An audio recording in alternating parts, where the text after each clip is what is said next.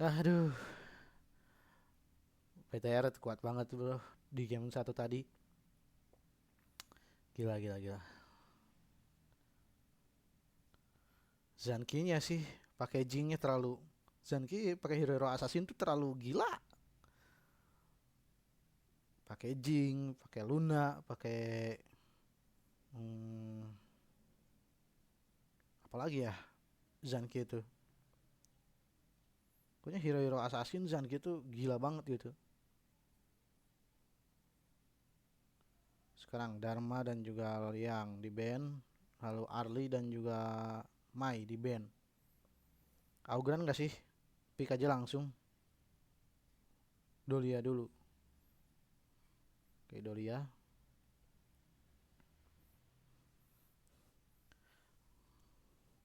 Dolia. Karena ini udah global band,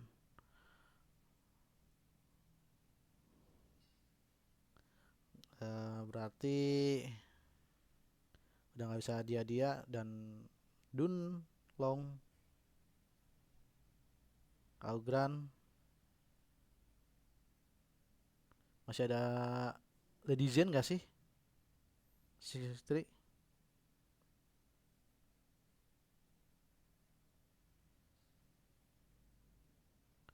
Malah pangeran api lagi.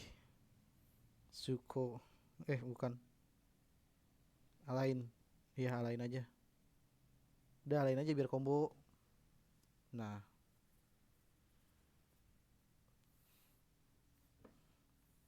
langsung sekarang.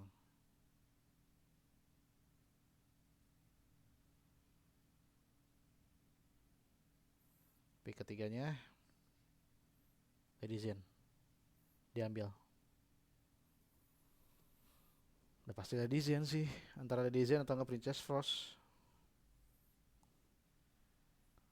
Soalnya kan biar kontra Augran juga itu.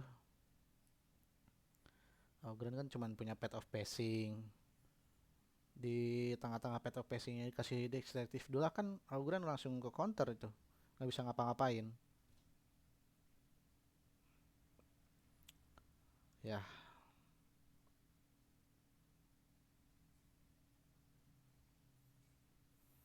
Ganenmo di band.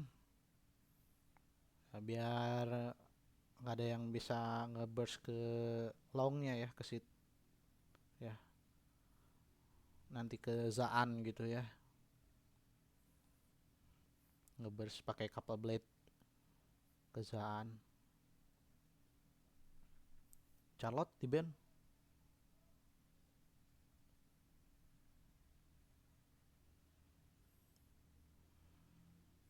Charlotte mungkin buat badan lagi aja ya, tapi Charlotte juga bisa ini. Durim Oke, lawan okay. Deus. Sorry. Charlotte dan juga apa,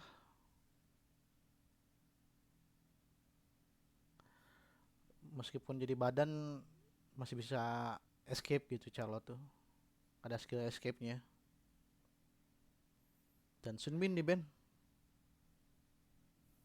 hero Psycho juga. Paling Zhang Fei di sini. Ada Zhang Fei, ada Mozi mungkin biar lebih ngeselin. Cannon Blast, langsung Ocean of Tears. Bener, Mozi. Cannon Blast langsung ini. Soyue? Iya kah Soyue? Meskipun Soyue udah di buff ya, tapi masih belum banyak yang pakai gitu di kompetitif. Kalau di rank udah banyak yang pakai Soyue, tapi ngeselinnya snipernya nggak pernah on point skill 2-nya. Yakin? Woi. Itu udah lama nggak pernah ketemu tuh. Heino. Heino.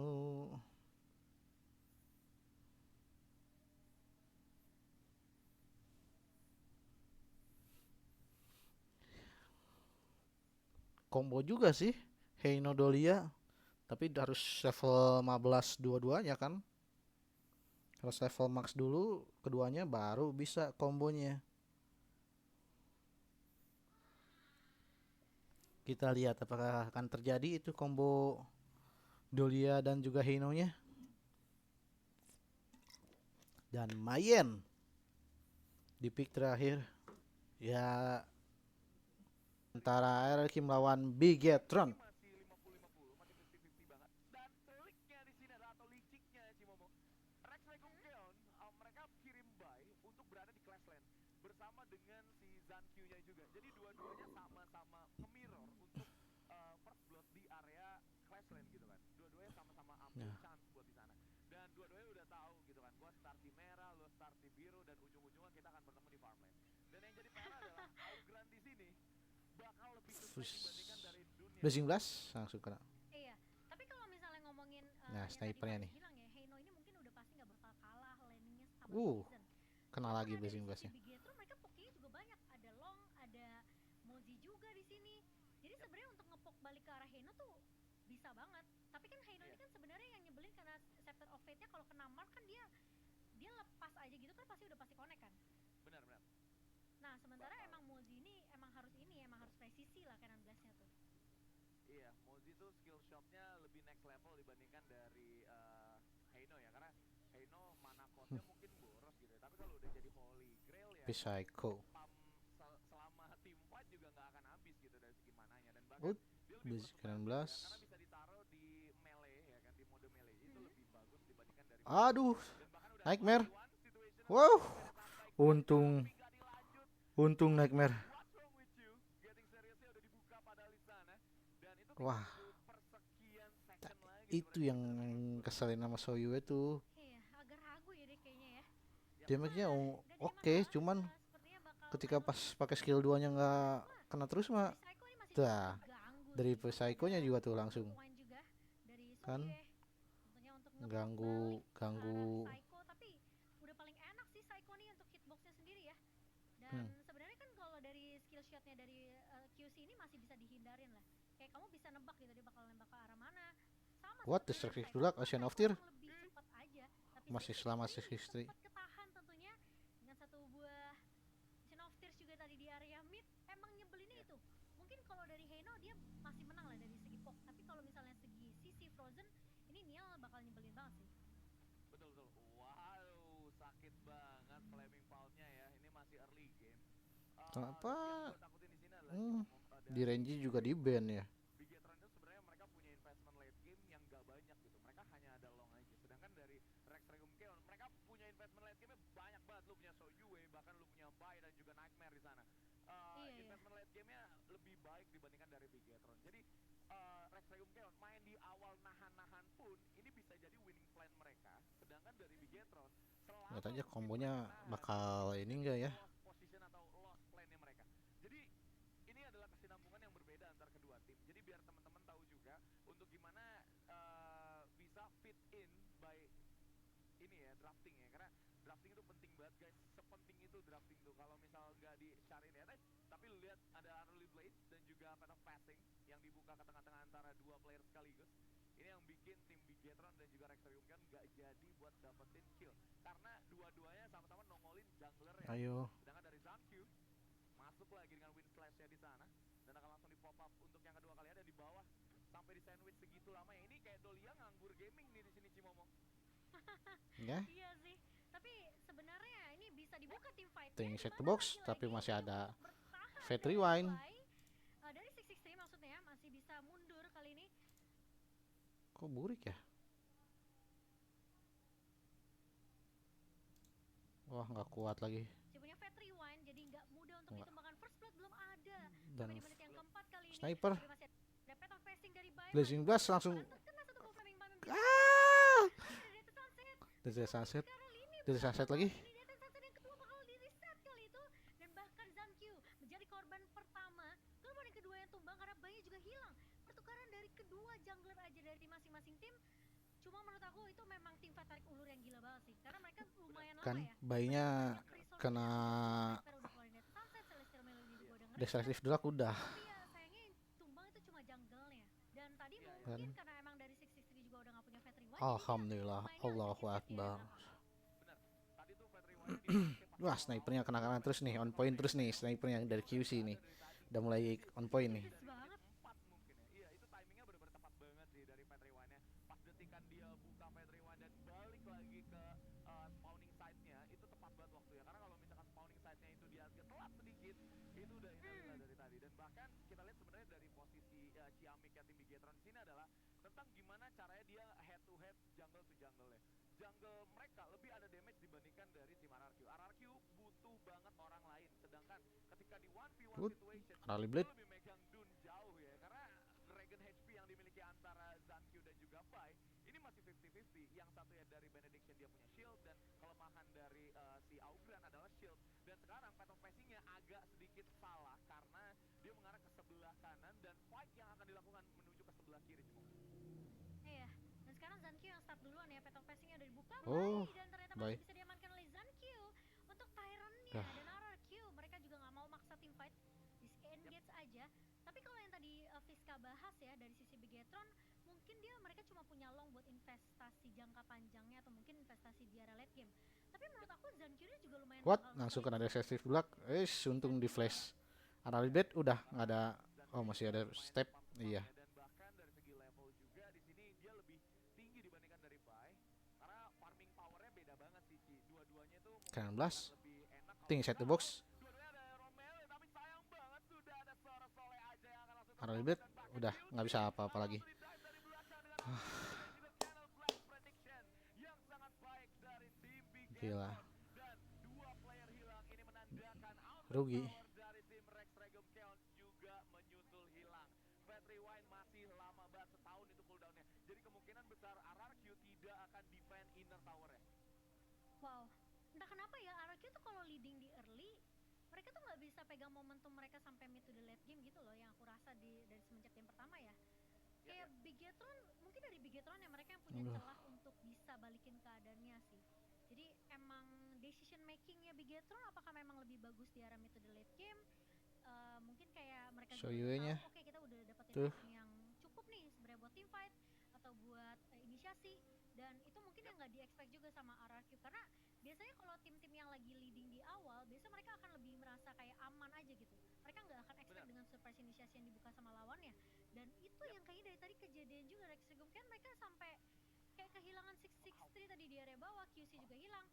Jadi agak sedikit kerugian sih untuk Rex Regum Kian, tapi bakal coba ditabrak kali ini. Path of Passing memang dibuka dari Sunset mengarah ke arah belakang, tapi bakal coba diincar. Tapi di sisi lain kali ini dari Zankyu masih cukup terlalu tebal di area depan ya. Jadi pemain-pemain dari RRQ masih bisa ditahan. Dan bahkan dari Bai melihat ada Psycho, tapi Zaan dapetin space yang banyak banget seperti yang Fiska bilang. Dia bisa nge-push ke area tower inner di area atas. Iya, itu jauh banget sih. Zan dikasih kesempatan sebanyak itu, dan bahkan gold gain-nya kemungkinan besar akan lebih lead jauh antara farm laner to farm laner menuju ke Zan ya. Lebih pegang Zan sih jauh banget. Karena QC ini bakal main aman banget, dan bahkan playstyle-nya Bigetron ini udah beda objektifnya. Mereka udah bukan fight lagi, perang lagi, udah bukan itu lagi. Mereka tuh lebih pilih untuk main objektif karena mereka tahu mereka sekarang lagi bertarung dengan waktu Cimomo. Karena kalau misal mereka nggak fast end, itu bakal bahaya buat tim Bigetron sendiri sih. Iya, setuju sih. Asal mereka nggak boleh apa ya, mungkin inisiasinya nggak boleh salah sampai salah kalkulasi ya. Karena kalau sampai Zankyu masuk pakai Unreal Blade dan gak di follow up, itu bahaya banget. Apalagi kalau misalnya tim fightnya nggak ada Zaan ya, itu mungkin agak susah. Mereka mungkin cuma bisa tarik ulur kalau posisinya nggak ada Zaan, dan ngepok aja pakai Psycho. Tapi kalau misalnya ditabrak balik sama Hati-hati. Arya, apakah mereka siap atau enggak gitu? Hati-hati. Karena gimana pun RRQ ini punya Dolia, jadi efek healnya tuh masih cukup lumayan nyebelin sih. Ya. Zankyu-nya. Beberapa skirmish juga yang akan terjadi kali ini Zankyu. Dia masih belum digunakan. Terus snipernya ini hampir aja. Dia masih punya sekitar 65% HP-nya. Kemungkinan besar akan digunakan untuk pulang. Terus Blade-nya sayang banget, pasifnya nyala padahal di sana dan gak bakal bisa dia lawan. itu lainnya. Kalau di situ sih kamera itu kan Campur kali ini, dan Zan berhasil takes the kill once again. Masih bisa pulang dengan infinite fastness, harusnya sakit no banget. worries dari tim Bigetron. Ini bakal dilanjutin lagi sih sama tim Bigetron. Poking ability mereka masih banyak banget. Flaming Palm lagi-lagi untuk clearing waves di area bawah. Mid lane-nya pun masih jalan, atasnya juga masih jalan. Ini 3 lane push yang perfect banget dan bahkan Unruly Blade-nya hampir mengenai seorang Q. Flash di Cannon Blast dan udah. Dan Soleh aja pun harus menyusul kawan-kawannya. Entah itu gimana caranya selamat dari Soleh aja nggak bisa karena sisinya bertumpuk segitu banyak Kimomo.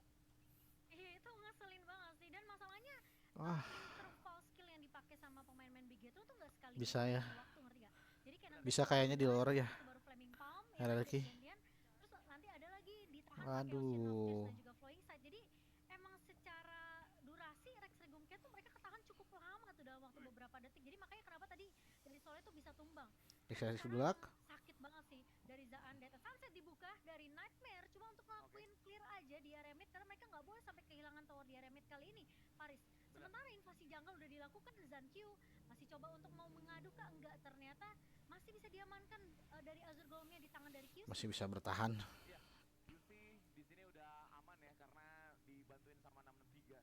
Itu kalau misalkan nggak ada fight rewind itu otomatis outer towernya menjadi milik Bigetron. Map control akan makin lebih parah lagi karena sekarang map controlnya nggak terlalu parah berkat adanya mid lane outer yang masih tersedia.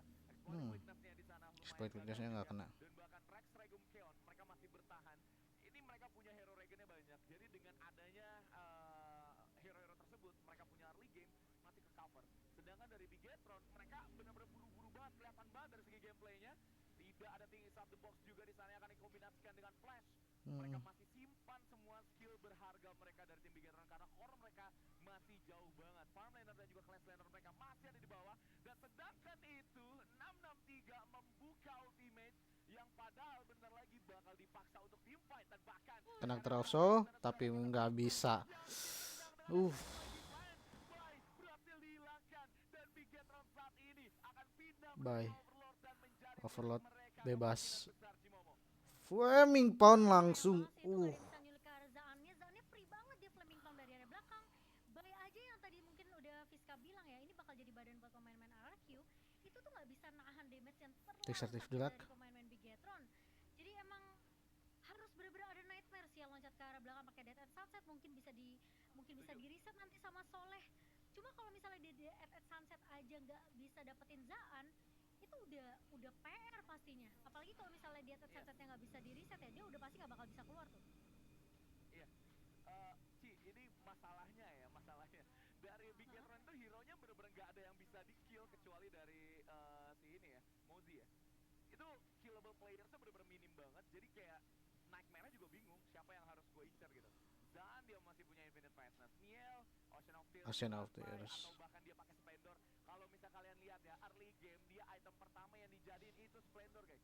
SOR-nya cuma dipakai setengah doang, itemnya setengah jadi doang, dan habis itu dia ambil Splendor karena dia tahu ini diving hero-nya banyak banget. Mereka punya Nightmare yang bisa di reset ultimate dan bahkan ada Bay juga dengan Conductor. Si Gebreaker udah jadi tuh Zaannya. Udah ini Zaannya udah kuat. Kalau misal dari early game gue udah diincar terus karena killable playersnya hanya Ladizen saja yang tidak punya invulnerable skill yang lumayan lama kayak hero-hero yang lain. Jadi ini PR tersendiri sih buat tim Bigetron dan akhirnya Udah Cannon Blast-nya sakit. Iya. Bukan sakit tapi ngeselin tuh. Aja ya. Stun. Misalnya dia di Dan langsung mati tuh. tapi kayaknya nggak cukup sih ya. Splendor tuh Nggak sempet ke ulti. secepat itu dia ngilang atau aku yang salah lihat? iya Gila banget sih damage-nya. Dia bisa gila banget dan kayak Bigetron mereka siap banget sih buat nge-push kali ini. Bakal coba fokus Kena ke terusol area langsung walaupun di area bawah, tapi Destructive satu Dulak masih dan bisa di-clear harusnya. ya udah nggak akan bisa apa-apa. Masih punya meteor kill dari Nightmare, tapi seperti yang Paris bilang, ini siapa yang mau diincar sama Nightmare? Mereka coba untuk ngincer ke area belakang, tapi ternyata ketemunya sama Tufts. Dan sekarang bakal sulit banget Dan Nightmare langsung mundur kali ini. Tapi Rampage. ternyata dari QC hilang begitu saja. Karena fokusnya Nightmare nggak bisa 14 dapetin menit. siapapun, nggak bisa dapetin lini belakang. Dan sekarang tersisa Point 2 slash. pemain 3, bahkan Soleh baru aja spawn. Terus sepertinya dari Nightmare bakal coba untuk nahan Udah. pemain di area belakang, tapi nggak bisa nahan damage, terlalu sakit. Dan Bigetron akan lebih fokus ke area kristalnya. Meskipun tidak ada minion-minion yang baru berjalan masuk ke area kristal, tapi nggak jadi masalah karena Bigetron Udah tentunya akan mengamankan game ini dengan skor 2-0. 2-0. Ini gila banget sih buat Bigetron. Perkara global band dan MM ngambil apa? Farmland-nya terakhir lagi.